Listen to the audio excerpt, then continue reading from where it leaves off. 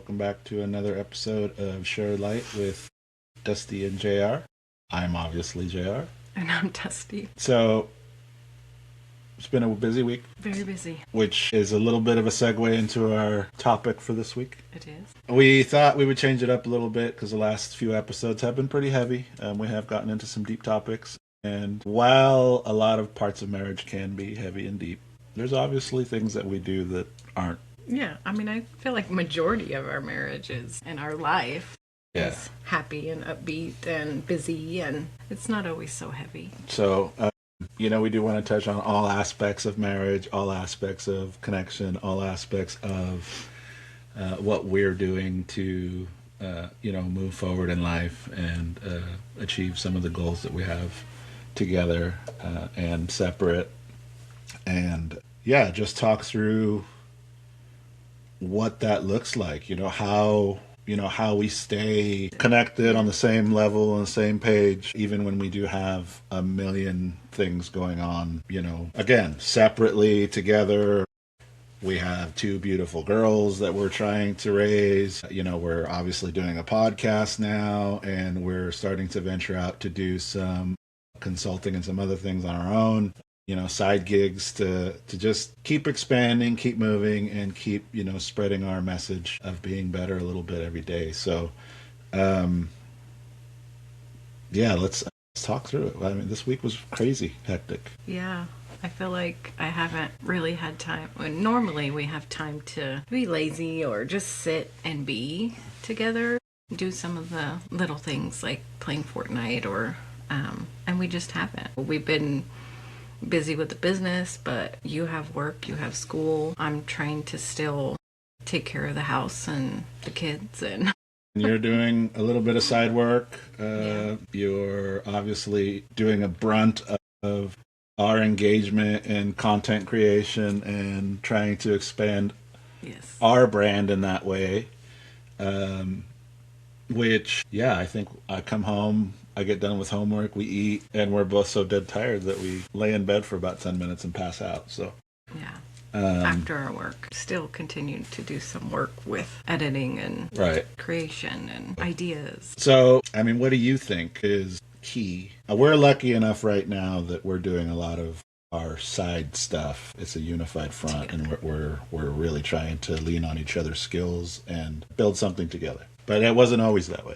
No. With us. No. So, what do you think ultimately contributed to us getting back connected and, working towards? Obviously, it was a realization on my part that we needed to do something together. You've been saying it for a long time, but, even before that, I feel like we got to a point where we really just connected, and I know that I started to make a better effort of being present in the moment and spending time with you guys. I mean, that's my joy of all joys, is just being with you and the kids. And and mine too. I just feel like we were so busy with other things that we didn't ever make the time or make it a priority for us. And there's just so many other factors, and I had to learn that the kids are okay to do some stuff by themselves, and that would allow even 30 minutes in the morning or whatever for us to be together. We started working out. We built our home gym,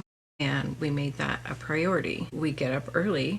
We never used to do that, but we, part of that was you also needed and wanted to get up early to work out, but also, there's a lot of days I don't want to. I'm not a morning person per se. Right. I don't just get up out of bed and go like you do. I need to sit and have my coffee and I think for that it was for a while. I think initially I was up, dressed, and out in the gym, and we've transitioned that a little bit so that we give the 30, 40 minutes to wake up, and then we hit the gym. Yeah, but I think that was important for us. We had to make that time and say, we're going to get up at 4 a.m. so that we do have this hour and a half, whatever it is, to be together. And sometimes that looks like both of us working out and getting our workout in. Sometimes it looks like you're doing your workout and I'm just out there with you. Right. And that's the thing that I think I found. And I'm here to tell you that I for the longest time, subscribe to the fact that there's not enough time. There's not enough time for this. There's not enough time to work out. There's not enough time to. Yeah. And the reality of it is the things you make a priority, there's times for. And what did that look like? Year and a half, 2 years ago, when we decided that, hey, we needed to start taking care of ourselves. And, I'm not in the best shape in the world, but I try to eat okay, and I do work out, regularly. It was about making that a priority. And, okay, well, I might not have time from, 6 a.m. to 7, 8 p.m., but I got time at, 4 in the morning. Yeah, if I wake up early enough, then... So and it does impinge a little bit on sleep sometimes, yes, but it becomes your routine. It does. It does. And obviously I've done a lot of reading and I've done a lot of self-improvement anyway. And that's one of the things that, along the way that I picked up on is, the reality of it is everything that you do in a day is a habit. Yeah. I mean, everything. From the time you wake up, to the time you go to sleep. Throughout your day, there are certain things that you gravitate to that you just do without thinking about it. Yeah, I mean, you're brushing your teeth at the same time, the same way. Some people have the morning routine that the first thing they do is, they grab the phone, they scroll, wake up a few minutes, and then, some people are in brushing their teeth first thing. Some people are out drinking coffee first thing. But, it's those habits. And it's about learning how to incorporate and change some of those mindsets to prioritize so that your habits do lean more towards the goals that you have.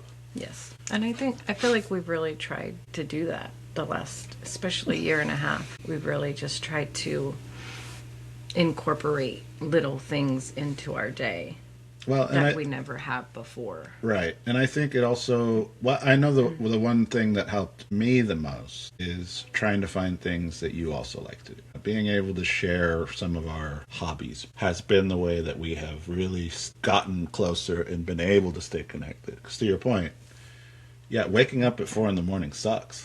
Yeah. Yeah, it's not ideal. But it is that, hour and a half, 2 hours that we have where we're completely alone most days, and it's just you and me being able, and even if we're not fully awake or having a deep conversation, the ability to just be together and do something together helps. Yeah, because my, part of my love language is time spent and touch. So for me, even if I'm just sitting there for 30 minutes, this is important to me. Yeah. And it really helps my days, most days, just to be with you. And there are days that we don't work out. I mean, we have rest days that we're not working out, but we're, like you said, we're just together, drinking coffee, talking about ideas, talking about whatever. And that's something that has been very important for me. And I know for us and our connection. We didn't used to do that. We didn't ever make that time. Yeah, I mean, talk 10 years ago. Yeah, no. It was really just, in passing, we would, and then, big trips or whatever. We had to plan a day or something to be together. But it was really like, hey, I'm going fishing. You guys do you. Yeah, and I was out, with my mom, my sister, which that's not a bad thing. It's just there's so many other things that you make priority. And they are a priority. I'm not saying they're not. But hanging out, doing shopping, doing whatever I wanted to do was just not more of a priority, but we never made time for us. It was just always, and I think a lot of that is because, like we mentioned in previous episodes, that you really dove into work and I was 100% the kids. And so from the moment we woke up, our brains just switched. Right. You went into work mode. I went into caregiving, taking care of kids and house. And so we didn't have any of that time to just slow down and I think and be together. I mean, there's going to be times where you have to do some of that. Yeah. And just because you have, aspirations and goals, and obviously you have kids when kids are like little, they need a lot of attention. So I don't want to discount that we were doing what we needed to do. I think where we got lost in the jumble a little bit is that the aspect where we weren't actively making it a priority to have a date night or do something where it was able to just be us. Because, when you're raising kids, especially, and when you're, trying to build a career and trying to have other things that are not, mutually exclusive with each other, it's easy to lose focus of, again, being present in the moment. Because to your point, it was especially 10 years ago, 5 years ago even, Yeah. like I didn't have that ability to disconnect because I was Right. constantly in work mode. I mean, 24/7, it was getting calls, at 2 or 3 in the morning, 1 in the night, sometimes leaving at freaking 9 or 10 p.m. and being back to work at, 2 in the morning because something broke or whatever it was. Right. And it unfortunately for us took a toll and, caused us to have some issues. But through that, we both realized that we needed to be able to prioritize each other. And not just each other, but prioritize the things that matter, which to us and me is always going to be my kids and my wife, right? For you, it's always going to be your kids and me.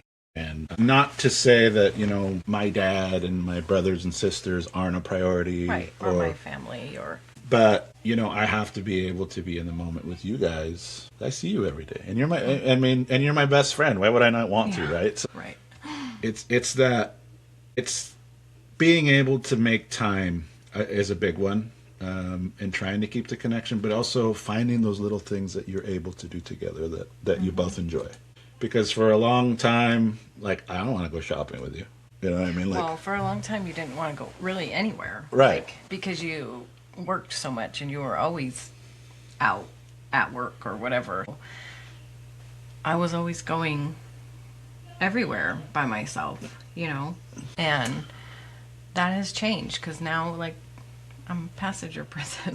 I don't want to drive anywhere now because we just go everywhere together. yeah, I mean, we do. I mean, Everything. this morning you got up at 6 in the morning to take donuts to work with me. Yeah. To take my people some donuts for working overtime. Yeah. And that's something that we do every Saturday. But again, it's one of those things that, like, it's not a huge, like, grand gesture, Right. but it's meaningful. Yeah. Because we get to spend time together. Conversations come up while we're out and about. And I think for me, it's one of the things that I've noticed that helps me is whether it's, getting up and working out, whether it's getting up on Saturdays and taking donuts to your work, whatever it is, we're starting our day together. Right. And we never did that. It was like we had different bedtimes. We had different times that we woke up. Nothing was ever in line between us that way, schedule-wise. And so for me, that's important because we're starting our day together, we're ending our day together. Which, I mean, in a marriage, you should prioritize that anyway. Obviously, it's harder when you're working split schedules, and I worked graveyards for a long time, and it's just hard to completely acclimate a family to somebody working graveyards. Right. But to your point, you can still have those moments of, okay, you're starting your day, but I'm ending my day. We can do that together. Yeah. And it's about, again, prioritizing that relationship with each other, because it's super easy to just get complacent. Yeah. And you'll always have time for what you prioritize is the bottom line. You always will. Yeah. And for us, we were just prioritizing other things other than each other. And it's not always about, sometimes people can't make that work, whether it be schedule, whether, whatever. They don't live together, So you have to find little things. Like one of the things for us is that we always, every morning, text. Right.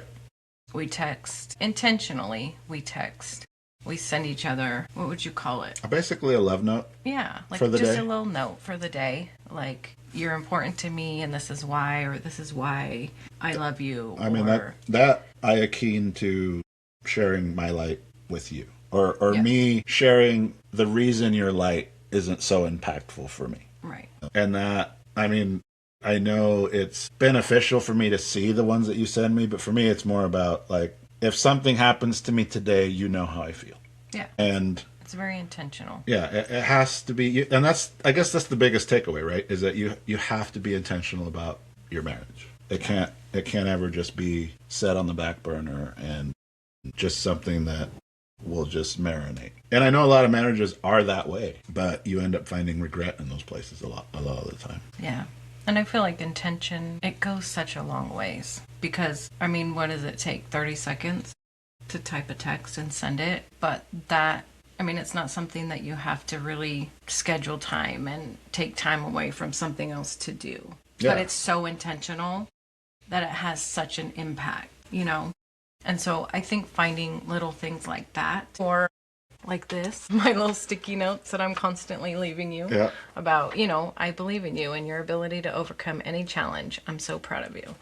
Leaving those for you randomly for you to find, or, every day I leave one in your lunch and I leave one in the kids' lunches, and it doesn't take a whole lot of my time, but it's something that I intentionally do because I want you to open your lunchbox in the middle of the day or whenever the kids, and see. Yeah, I mean, sometimes I go a few days without even seeing them, and then I'm like, what the?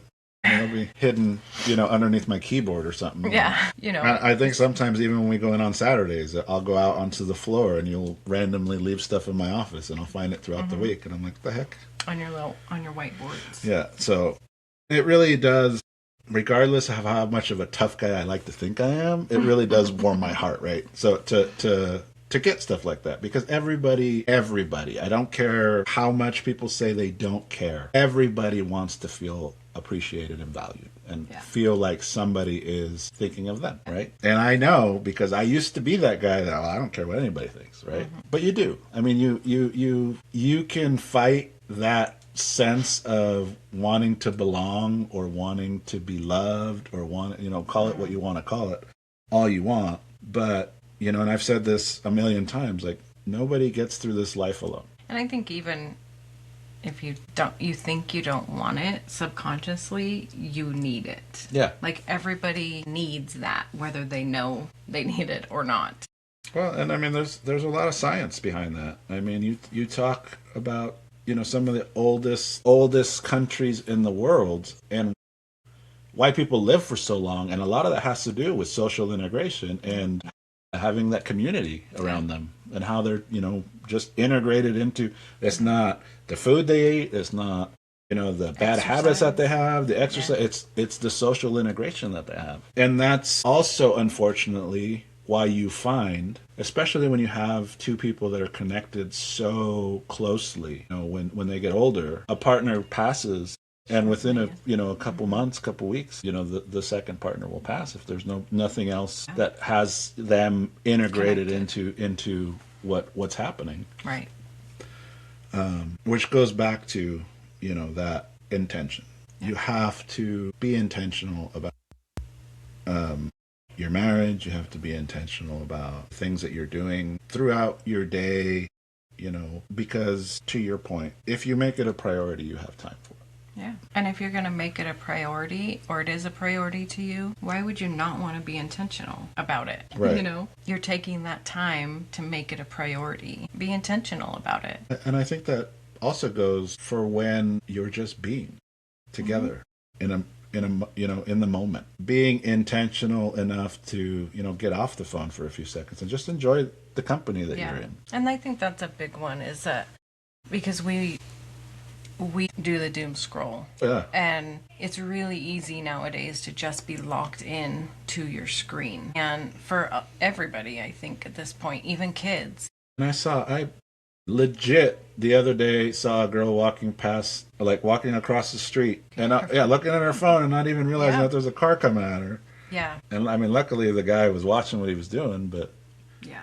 It's that you get blinders on when you're scrolling or and I think if you take that time to be intentional and not be on your phone or computer or whatever it is, that screen, and you make the time to connect with your partner, your person, that leads into so many other things. That leads into improving not just your connection, but your communication. You start to not just grow together, but you start to talk about, like we've said before, talk about those hard things that you have been afraid to or you don't want to. And those, when you're being more intentional and you're making that time, those start to get easier and easier to talk about. And you still have hiccups.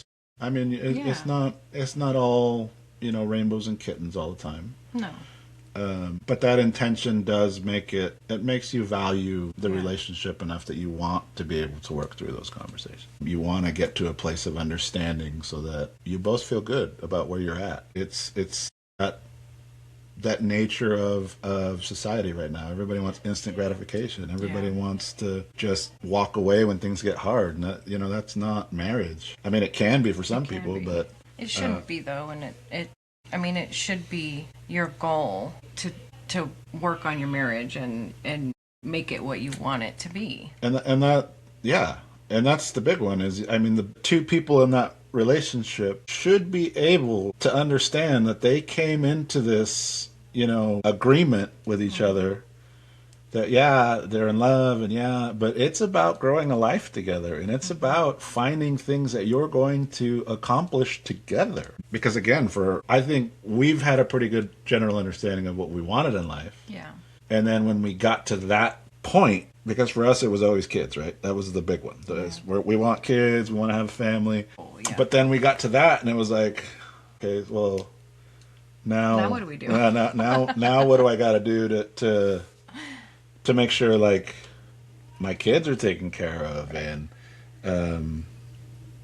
what does that look like for us 5 years, 10 years, 20 years down the road? So your focus shifts a little bit. And I mean, your focus and goal was, I want to be the best mom. And mine was very much like, well, no, now I got to take care of these kids. Yeah, I got to make sure they're always taken care of. But I think that connection should always be evolving. Right. It should always change because you're going to go through so many different things with your partner throughout your journey. And I think where we failed in that instance was we didn't communicate well what our intentions were and what our goals past that were. Right. You just assumed I knew what was going on in your head and vice versa. We just kind of assumed we knew what each other was feeling or thinking or, And it does, kids and, trauma and everything, it has a way of shifting the perspective on a marriage for sure. Don't think that it doesn't, because anything can come through and change the frame of reference for where you're headed in life. Yeah. Case in point, we were at a point where we thought, okay, well, we're just going to live our lives and we're not going to have kids. And then lo and behold, now we have two beautiful, babies that we just absolutely adore. But it can happen like that. Sometimes it's just... And it's not always good. Sometimes the bad comes and totally changes that. But that's why we always talk about communication is so important, because when those things do come, good or bad, you can use that. It's such a huge tool in your marriage. Well, and you can use that communication that you've already established. Yeah, and to that point, no matter how well you think you know the person, no matter how long, like even us, right? Like we've been together for such a long time. She knows me better than anybody. I feel like I know her better than anybody, but I still don't know what she's thinking, and she still doesn't know what I'm thinking about different situations. Right? Yeah. So that's why it is even more important that you are able to build that time together to talk through some of that stuff. Because it's not always going to be good. There's going to be some bad moments. But if you've already established that, frame of reference and trajectory that you're both headed to, you both have that baseline of like, okay, well, we hit this hiccup. How do we transition to go from here? Or, well, now we need to change course. Yeah. But you've already kind of built that in. And the downside is if you haven't been communicating and talking, well, now she's going one way and I'm going another. Yeah. But you're not only that, you're trying to deal with the situation at hand that's come into play while also trying to hurry and build that communication foundation to try to get through whatever, the situation is at that moment. Or you're not communicating. And you're trying to figure out what she's thinking, and she's trying to figure out what you're thinking, or, however it may break down that way. And that's almost worse. Yeah. Because now, like, if it's a lizard brain, like your worst case scenario. Right. Or if it's, logical brain, it's, well, yeah, this is of course how we fix it. And it's not like you're never going to know truly what that person is thinking unless they tell you. Or how that person, received the information. Because that's the other side is, right, we all receive things differently based on our life experience, based on, the situations that are dealt to us throughout the day. So it's that intention that comes behind all of that that allows you to have and build on that, on those communication channels throughout your day and throughout your weeks and throughout, every incremental step that you take just builds on that. Yeah. And that's with anything. I mean, that's life. It's every little step that you take forward, small progress over a lifetime is, huge. Yeah. And I think it's allowed me to be more, not that I've not been dishonest, but like your intention makes me want to be more intentional and more open and more honest about especially my anxiety and my darkness. And I think that's part of it, is that the last couple of years we've slowly built those stepping stones to get to a point where I'm able to be intentional even if it's hard, because intention is not always about good things that come. I need sometimes to be intentional about my darkness and how I approach it and how I talk to you about it and what I need from you when I'm struggling. And again, it's not always easy and it's not always perfect. Like I still have moments. I mean, we ran into one this past week where it was like we didn't communicate very well. No, we didn't. Obviously, there was hurt feelings on both sides, and I think we both just came to the realization, I think you even said it, like, this isn't going anywhere, we need to stop right here. It's not productive, yeah. And we did. And it's, again, you're not going to always have rainbows and kittens. No. It's not always going to be smooth sailing, and you're going to have hiccups along the way. But I think that's okay. Our situation a couple days ago, it was, like you said, we both had hurt feelings, we weren't communicating, and we didn't solve anything. But we just got to a point in our communication where it was like, we're not going anywhere with this. It's not productive. We need to stop talking about it. And that's okay to do, because at the end of the day, literally at the end of that day, we were okay. We didn't have to resolve anything. It was a situation that didn't need a fix. Well, and I don't know that there's resolution in that, just because it's that perspective of, we view it from different lenses. And unfortunately, that's not always going to jive with each other's view of the world, which is, to your point, it's okay. It's okay. It's not a detriment to our marriage. No. And that we had that. And that's life. You're not always going to agree on everything. And that, I think for a long time we thought maybe we could and would always agree, because we're generally pretty on the same wavelength. Yeah. But you're not always going to agree with everybody. No, and I think that's maybe a general perception of marriage, is like, it's only going to be good if you always agree. But that's not the case. I could argue that it's going to be better if you don't always agree. I feel like, for me anyway, especially up until the last couple of years, that's how it felt for me. I felt like if we have any kind of disagreement, or we don't agree on this, or we don't have the same perspective on something, we're not okay. Our marriage is not okay, and that fueled some of my anxiety. But it's so opposite. It is. It's so opposite.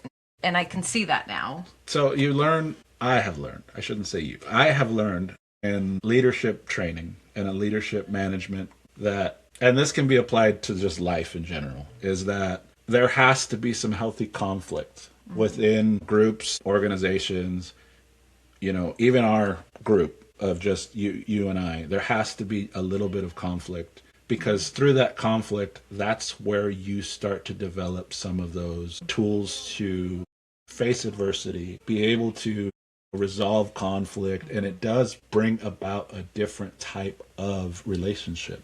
Yeah. Which for us took a long time to learn, that, some conflict. When I say conflict, I'm not saying you're yelling at somebody, you're not being verbally abusive or anything like that. Healthy conflict is, being, like we just talked about, being able to understand that we're not always going to agree. Yeah. Being able to disagree on something, being able to understand that maybe there's not a resolution in this, and being able to move on from that. And know, with a general understanding of, like, okay, this is how she sees it, this is how he sees it. We're going to try to do better on that front and move forward. Yeah. And it's okay to have different perspectives and move on from that. It's not always about you have to see my perspective or, Which, we're going to be angry at each other because of that. again, that's where ego takes over. And that's where, like, I very much got this past week and got my feelings hurt because he bruised my ego a little bit. But, and it's okay. Like, I'm okay with that. I understand that that's where that comes from. And I'm able to look at that and think, okay, well, I reacted the way I reacted more than anything because of that.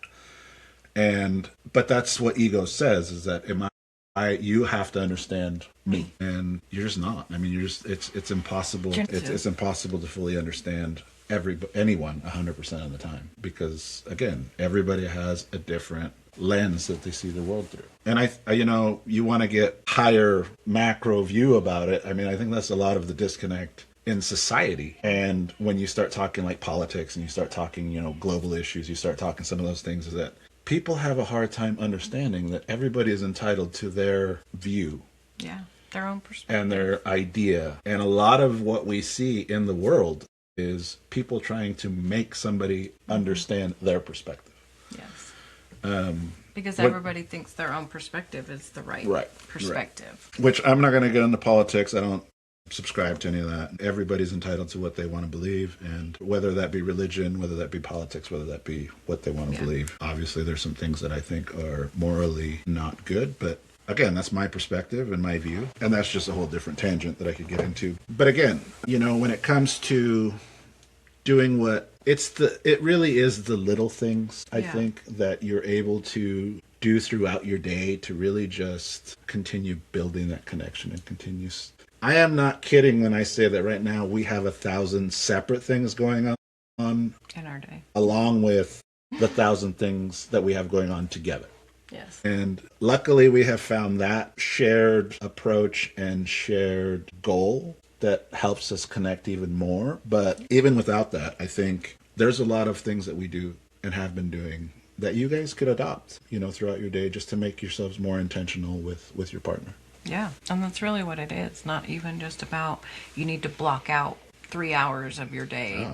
Sometimes for us, it's just those 30-second text messages, or, every day we kiss goodbye and when you get home, or every time, like if I go somewhere, which I don't anymore really by myself, but if I'm coming home, he's coming home, whatever, it's always a kiss, a hello, and it doesn't take up a whole lot of time, but it's just something that keeps our connection going, something that keeps us thinking like, I'm on his mind, he's on my mind.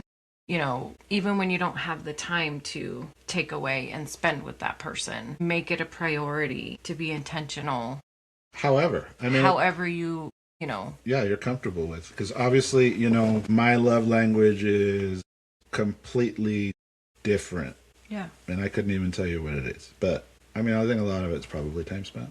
Time spent, gift giving. I am a gift guy. I do like giving gifts, which I think I got that from my dad. But it really is just about what you're doing to be intentional. I'm not saying that you have to do what we do. I'm not saying that it's even going to work for you. It may not. But finding those little things throughout your day to just show appreciation to the person that you've committed to goes a long way. And if you have the time, then take it and be intentional. I have the time every morning while you're showering or whatever to go in and fix your lunch and, take the time to weigh it all out so that you can log it. I take the time to make the kids' lunch every day for school because they don't like the school lunch, But I have that time in my day because, I'm a stay-at-home mom. And it's your priority. And it's my priority. But those things are very intentional. And they have an impact on you. They have an impact on the kids. So it's about mainly, I think, being intentional in whatever you do. Whatever you have time for, whatever, be intentional about how that's going to impact that person. I agree. I think to myself, pretty regularly, what did I do today to let my kids know that I love them? What did I do today to let, again, because you never really know. You never really know what's going to happen. You never really know what tomorrow's going to bring. And the one regret that I don't want to have in life is that my people that I hold in the highest regard and that are, a part of me, I never want to have the regret that they didn't know how I felt. So, and that is, part of that intention for me. But again, it needs to be what it needs to be for you. So, with that, please keep on sharing your light. It's been a pleasure talking to everybody. We hope you guys got something out of this and that you're living for a better tomorrow.